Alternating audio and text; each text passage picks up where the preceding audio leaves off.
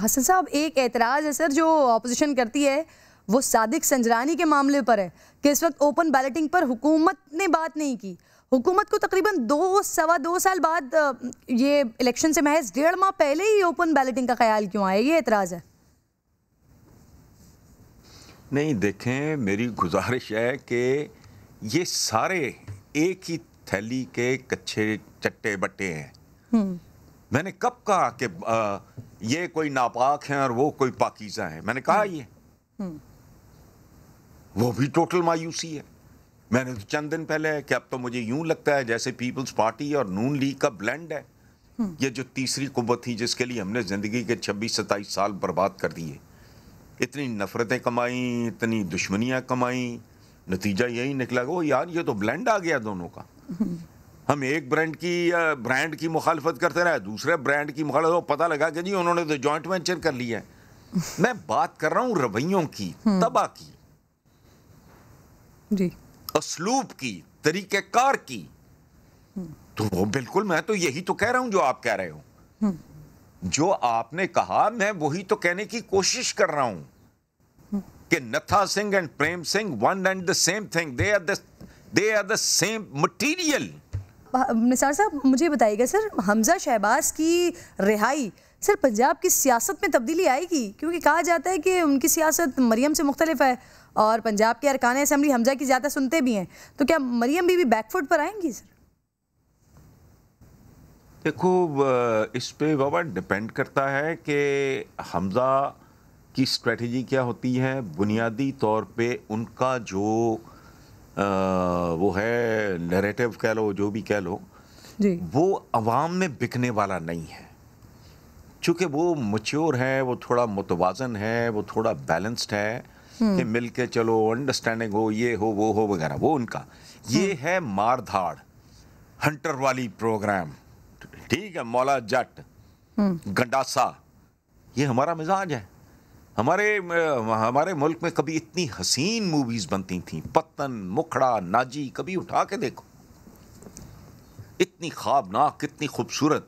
उनमें एक मैसेज भी होता था, उनमें कहानी होती थी। उसके बाद गंडासा आया, चूँकि और गंडासा क्लिक कर गया, चूँकि हमारा बुनियादी मिजाज जो है वो उससे मुताबिकत रखता है। सो मरियम का जो है नैरेटिव कह लें या व्हाटएवर, वो बिकने वाला है, वो सामने आ गया है। तो या देखो, मेरे नज़दीक अगर हमजा ने पॉलिटिक्स में सरवाइव करना है तो वो इसी तरह केस तरह थोड़ा उल्टा हो गया। वो दो सगे भाइयों का मामला था। शहबाज शरीफ साहब ने अपने भाई के साए तले पॉलिटिक्स की है, उनके नंबर 2 के तौर पे। इसी तरह अगर हमजा ने भी सरवाइव करना है, या तो वो बहुत को ब्रिलियंट किस्म का प्लान हो, अदरवाइज उसको भी इसी तरह करना पड़ेगा कि बड़ी बहन है और वो छोटा भाई है।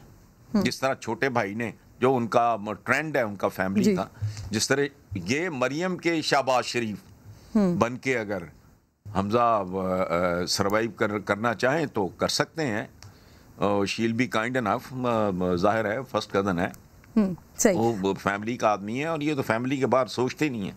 हसन साहब, वैसे धमकियों का भी ट्रेंड शुरू हो चुका है ना मरियम बीबी की तरफ से। खैर सर, ये सेनेट वीडियो स्कैंडल पर वुज़रा की कमेटी जिस अंदाज में तहकीकात कर रही है, उसे आप कैसे देखते हैं? एक तरफ वीडियो को पहले ही दुरुस्त करार दे दिया, अब अपोजिशन के 4 सेनेटर्स का मामला FIA को भेज रहे हैं सर।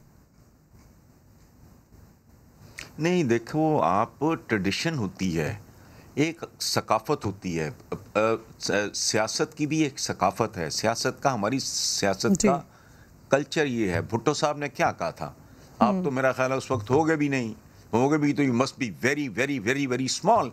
तो ये जुमला ज़बान ज़द-ए-आम है।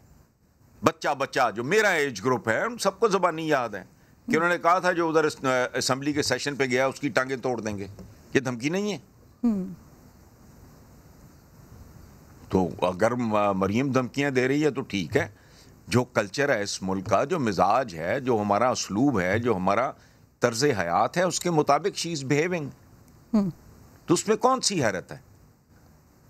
और इनके बारे में तो वैसे मशहूर है, ये ताकत में आ जाएं तो गिरेबान पकड़ते हैं। ये मैं नहीं कह रहा, पीर पगाड़ा ने कहा था, पहले वाले, ये जो मौजूदा पीर पगाड़ा है, इनसे पहले जो थे, ये उनका जुमला है कि ताकत में हों तो गिरेबान पकड़ते हैं और कमज़ोर हों तो पाँव पकड़ते हैं। तो ये कल्चर है अगेन। वज़रा की कमेटी पर भी कमेंट कर दीजिएगा सर, इनकी जो तहकीकात हो रही हैं उस वीडियो के हवाले से, उसको कैसा देख रहे हैं? सही दुरुस्त अंदाज में हो रही हैं सर? देखो, आपको एक बात बताऊं, अगर दुरुस्त अंदाज में इस मुल्क में कुछ भी हुआ होता तो यकीन करो ये मुल्क इस बुरी तरह यरगमाल ना पड़ा होता गैरों के पास। पाकिस्तान जब बना तो लुटा पुटा बदहाल तरीन, लेकिन पाकिस्तान ने किसी का एक टका नहीं देना था, हिंदुस्तान से पैसे लेने थे। उन्होंने एक आध किस्त दे के पैसे रोक लिए। तो गांधी जी ने भूख हड़ताल की थी कि पाकिस्तान को उसका हक दो। यानी जब आप उजड़े पुजड़े थे, पैदा हुए ही आप बदतरीन हालात में, आप गिरवी नहीं थे।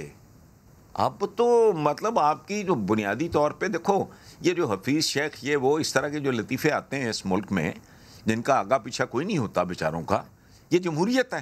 पहले मुझे आप ये बताओ, वो काउंसलर नहीं इलेक्ट हो सकता, उसे जानता कोई नहीं। कैसे आते हैं? क्योंकि आपकी सॉवरेंटी, जिसको आपका एक साबिक एक दो प्राइम मिनिस्टर सॉवरेनिटी कहते हैं, आपकी सॉवरेंटी जो है वो कंप्रोमाइज हुई है। आपने लंबे चौड़े रोकड़े देने हैं लोगों के, उनकी डिक्टेशंस हैं।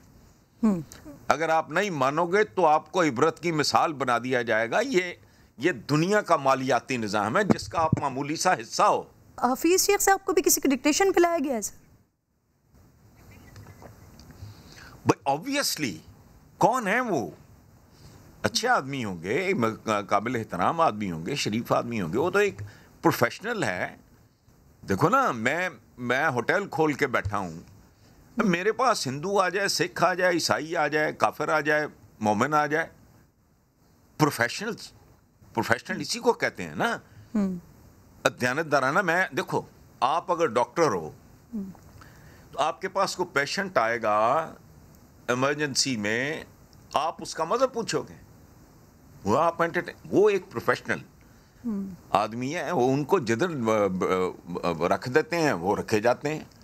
जो उनको बता दिया जाता है वो उनका टास्क होता है, वो पूरा करते हैं। इसीलिए वो आपकी पिछली हुकूमत और पिछली पीपल्स पार्टी और ये वो दोनों के साथ उनकी क्या रिश्तेदारी भाई? वो ना नून लीग हैं, ना वो पीपल्स पार्टी के हैं, ना वो पीटीआई के हैं।